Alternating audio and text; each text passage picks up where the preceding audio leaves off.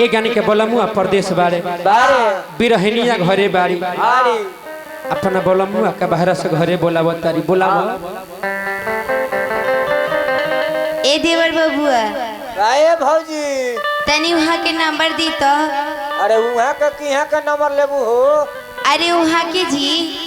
अरे नाम उमना हो।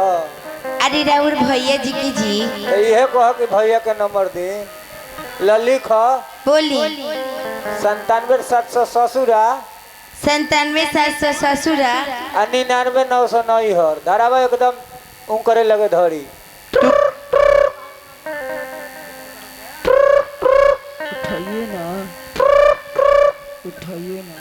Hello hello hello. अरे हेला ता बोलो। अरे के बोलता नहीं जी? हम तार राजा जी बोलो तनी हो। अच्छा चिंटुआ के पापा बोलता नहीं? अरे भिंडिया के माई। ए राजा जी हमरा और गोड़ छू के गोड़ लागतन। अरे तू आज भर हमार कुछ छू के गोड़ लागल सब माफ बा हो। बताइए राजा जी। हां रोरा हमरा के छोड़ के अब परदेश कमाए खातिर चल गइल बनी। अरे परदेश ना जब तो 3-4 गो लड़का 1200 का खयसर है काई राजा जी आहो का रोरा के हमारी याद ना आवेला? खूब याद आवेला। डीपी से अइला के बाद पलंग पर सूत गइला के बाद जानते नहीं जे घर में रह के रोरा बिना हमार का होता। का होता? हमार हाथ के कंगन खन खन करता। हां और का होता? गोड़ के पायल छन छन करता। अच्छा हाथ के कंगन खन खन करता गोड़ के पायल छन छन करता। हां तो हमहू बानी है ना बड़ी दूरा कहवा शिमला में बड़ी ठंडी पड़ता हमारो रोआ गन गन करता। अच्छा ये बताएं कि घरे रोरा कहीं आवतन? अभी हम ना भाई भो। काहे जी? अरे अभी हमार महीना रुकल बा पगार। हम चाहते नहीं महीना पगार तनख्वाह तीनों छोड़ के रोरा घरे जल्द से जल्द चल आए। अरे अभी हम ना भाई तो कहीं आए जी? हम अगला होली में आई। अरे उ का करे खातिर आई? दू पेक पिए बतारा बिछौने पे उकाई वही खातिर आई। अगर ये बोलावे के चाहता रू तो कुछ मीठ बोलो कि ट्रेन कटा के टिकट पर उधिया के चली आई। आपको चाहना हमारी कमजोरी है, आपसे कहना पाना हमारी मजबूरी है। आपको चाहना हमारी कमजोरी है, आपसे कहना पाना हमारी मजबूरी है।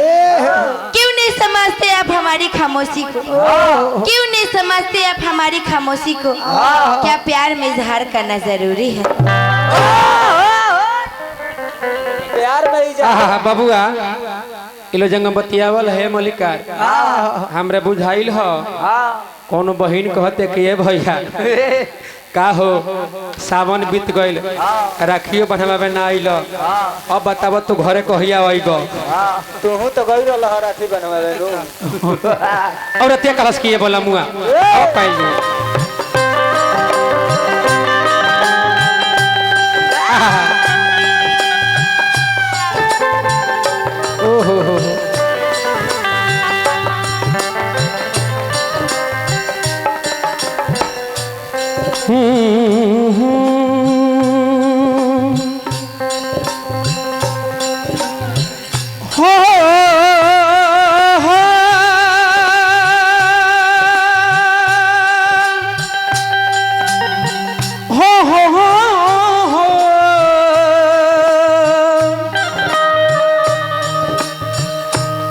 मोरे राजा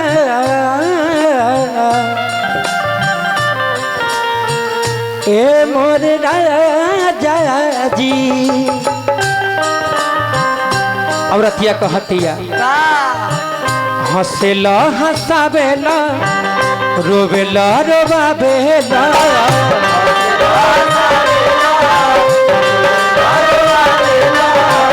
हंसेला हंसावेला रोवेला रोवावेला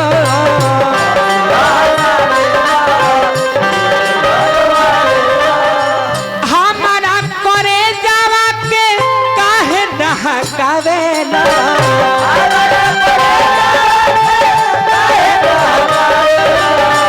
हमारा करे जावा के काहे नहकावेला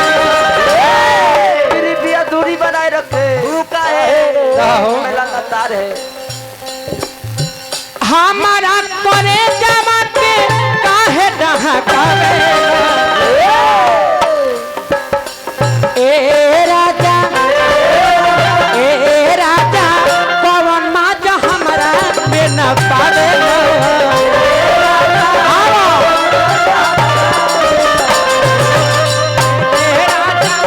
पवन माज हमारा में न पावे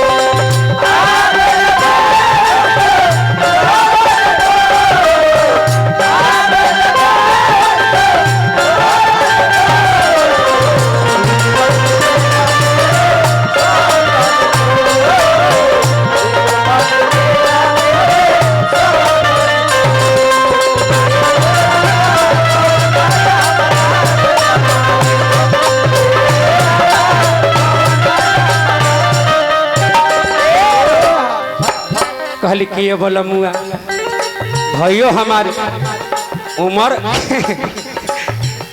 उम्र तनी बेसी भइल बता का मगर बाप हो बाप जब भैया है हिलवले हाँ तो हमरा बुझाइल है कि भैया का फिर जवानी आ गइल बा उम्र अनुसार भैया खूब बढ़िया मोह देता नहीं हम मुड़की मारा पहले सैंपल ओकरा बाद चक्रधार पायल जी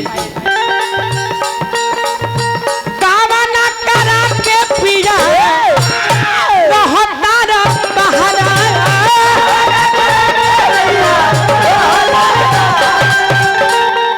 अब तन चक्रधार मारत है में बबुआ किया रे कावना करा के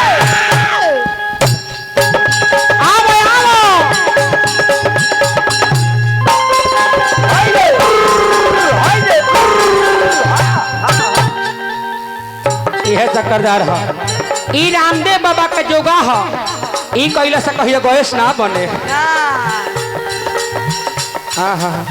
जाता ना है जियाई नोट के हमरे के दे हम नयको में सदी होता मोय फाटल लगता चलिए हमारे बड़का भैया पुरस्कार देने भैया के प्रणाम करब कामना कर के पिया रहता रो बहरा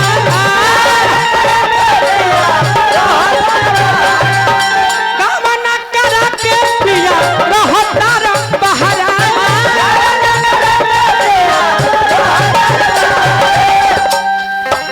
हमरा वकील साहब के भाई बच्चा भारती जी पुरस्कार देने भैया के प्रणाम करब तनियो समूह दाया लगे नहीं तनियो समूह दाया लगे नहीं तहारा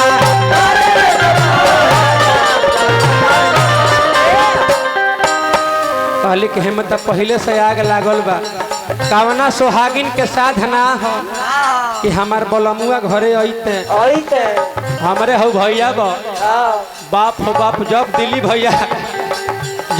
भैया कहीं गौनई में से आवेले घरे बाप रे बाप भाई गोड़ पर चिरई बना के बैठा रहेली चौथा पका के बैठा रहेली कि अब हमारे बलमुआ आई है तब प्रेम से बतियाई और वाई ठेकुआ खोई है आय अपना बलमुआ के मुंह में चौथा खिया गुबू गुबू गुबू गुबू गुबू गुबू हाँ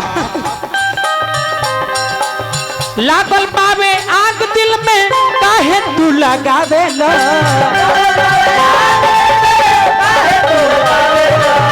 लागल पावे आग दिल में काहे तू लगावे लो ए राजा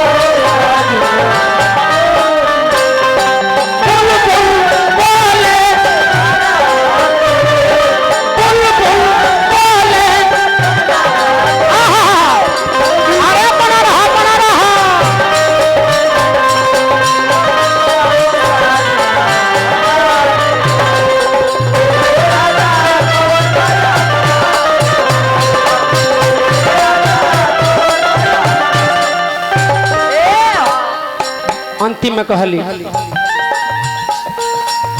बगली के हाल भई अरे रही कैसे घर में देखला देखला पूजा के बाप हो बा ए पूजा बिना गंगा में न होइले हम तार जईती बिना गंगा में। अच्छा विचार करे के बात बा भैया हमार बड़ हम मगर उनका ऐसा ना बोले के चाहिए। अच्छा ये बताई सब लोग कहेला कि अगर कोनो पाप कइले बानी तो जाके एक बार गंगा जी में डुबकी लगा ले हम तो मैं पाप धोआ जाई। लोग कहेला कि तर जाइबो का भैया भौजैया के इहे बात सिखावत तनी कि बिना गंगा में न होइले हम तर जाईती बिना गंगा में न होइले हम मगर भौजी सुना भैया के उम्र ओवर भइल भैया के मान लो तनी मेरे को अगर फ्यूज करता त ई बात तारा बतावे के चाही कि बिना गंगा में नहइले ना केहू तरल बा आ ना केहू तरी जमुना बेरा तन से प्राण निकल जाला तो वही गंगा जी के किनारा ले जाके जरावल जाला आ तब गंगा जी में दहवावल जाला काहे खातिर के शरीर के तरंतरा हो जाई कि भाव से पार उतर जाई आ का हो बबलू जी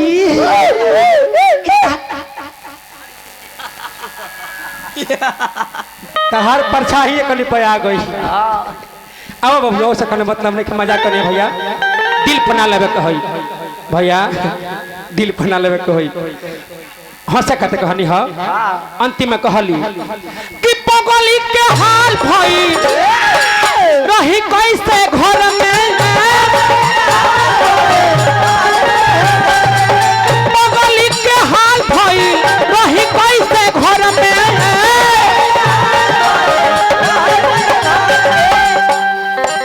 तू तो रहता न जाके सब दिन जबर में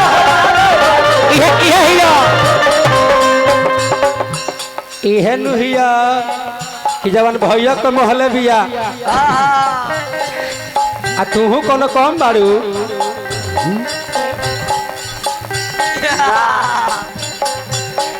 लइका कहला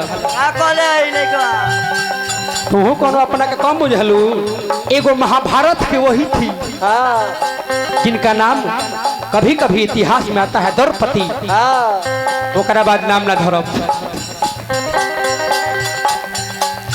पंकज पूरी घरे काहे न तू आवे न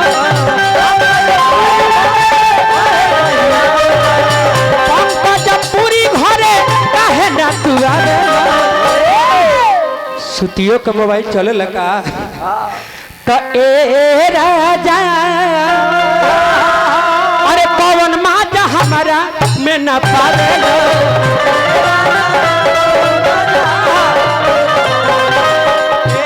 राजा पवन माजा हमारा में न पावे